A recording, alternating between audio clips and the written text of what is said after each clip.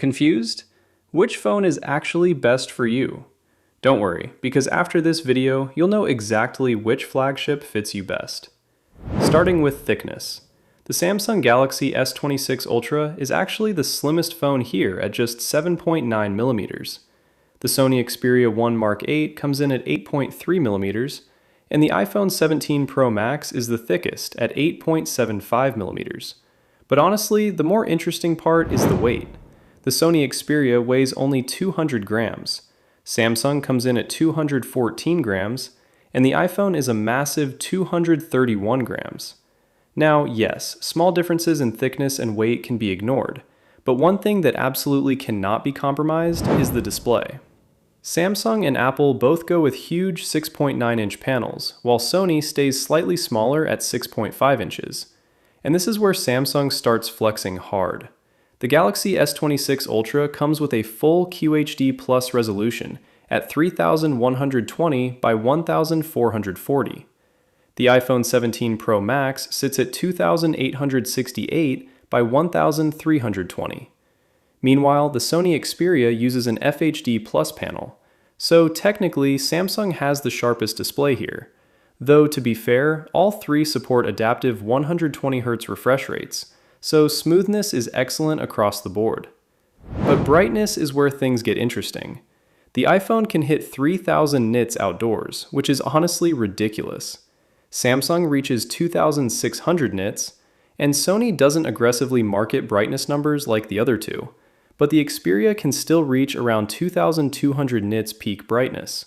So outdoors, Apple probably wins visibility, but overall display experience, Samsung still feels like the king here. Now let's move to something without which no other specs even matter: performance. Sony and Samsung are both powered by the Snapdragon 8 Elite Gen 5. Apple uses the A19 Pro chip. And honestly, at this level, all three are insanely fast.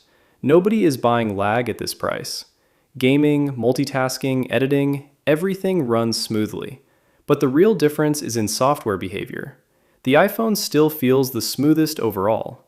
Animations, app optimization, and social media apps, Apple still dominates there. Samsung, on the other hand, gives you way more features. Multitasking, Galaxy AI, S Pen support, desktop-style tools. Samsung basically wants to replace your laptop at this point. Sony, meanwhile, feels the cleanest. Less bloat, fewer unnecessary apps, and a much more enthusiast-focused experience.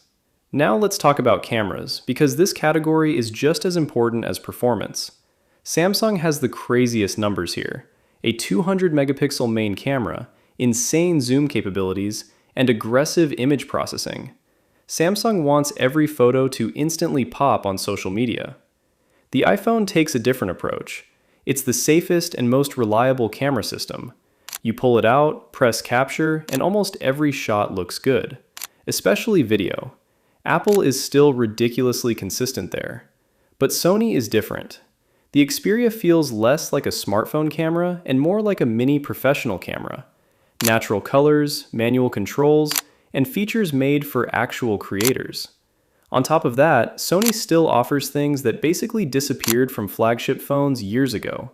Expandable storage up to 2 terabytes. And yes, even a headphone jack still exists here somehow. Now obviously, big displays and flagship performance need strong battery life. Sony and Samsung both pack 5000 mAh batteries. Samsung also wins charging speed with 60-watt charging. The iPhone supports 40-watt wired charging. So finally, the verdict. If you want the safest flagship experience with the best optimization and one of the most reliable camera systems, the iPhone 17 Pro Max is probably the easiest recommendation. If you want the ultimate Android powerhouse with the best display and the most features, the Galaxy S26 Ultra wins. But if you genuinely care about manual photography, creator-focused hardware, expandable storage, and a phone that feels completely different from everything else, then the Xperia 1 Mark VIII is easily the most interesting phone here. And now I'm genuinely curious, which one would you choose and why?